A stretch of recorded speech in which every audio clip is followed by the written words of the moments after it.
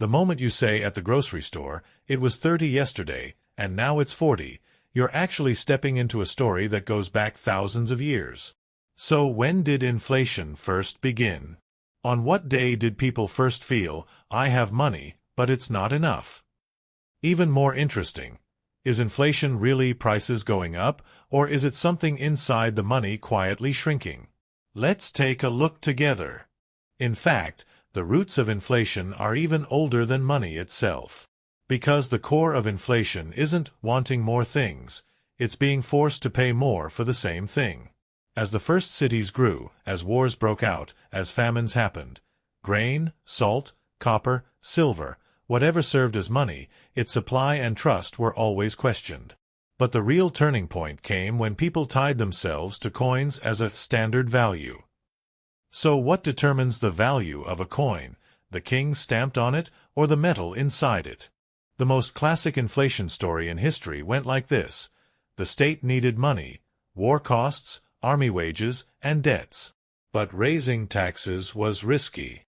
So a simpler path was considered. Reduce the silver in the coin, mix in a little copper, and put the same coin back into circulation as the same value.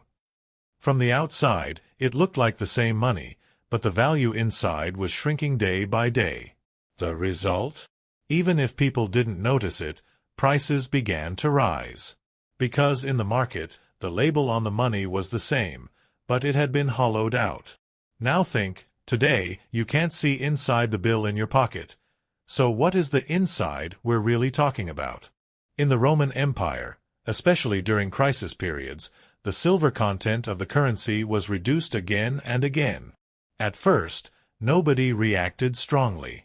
Because in everyday life, the question, "Will this money still be accepted?" mattered more. But over time, merchants realized this.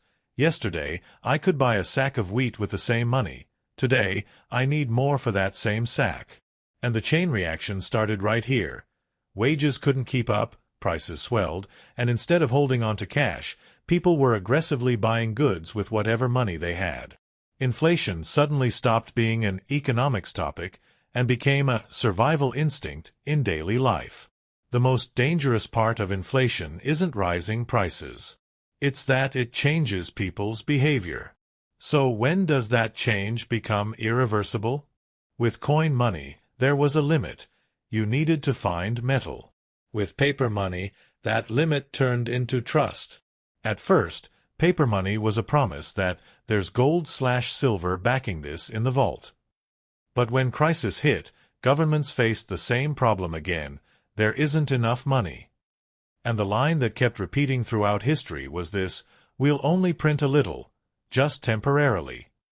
This is where the modern form of inflation grew.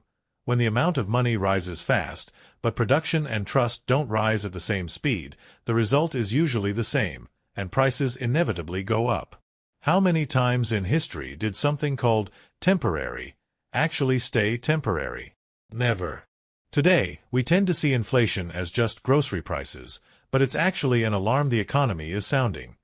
Money supply, production, energy, supply chains, war, migration, interest rates, and expectations all converge on a single chart.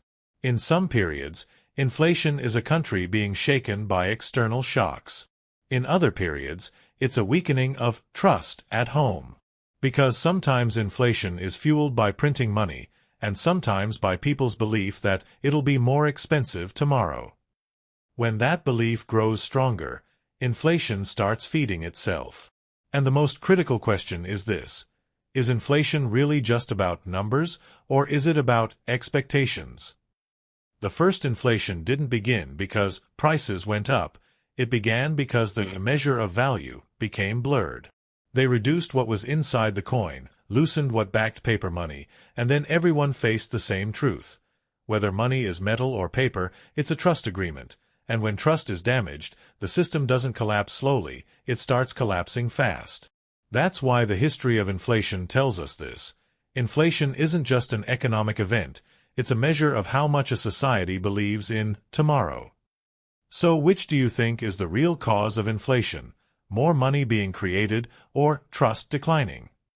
Write just one word in the comments: money or trust. If this gave you a new perspective, don't forget to like the video and subscribe. History speaks. Those who listen win. Stay well.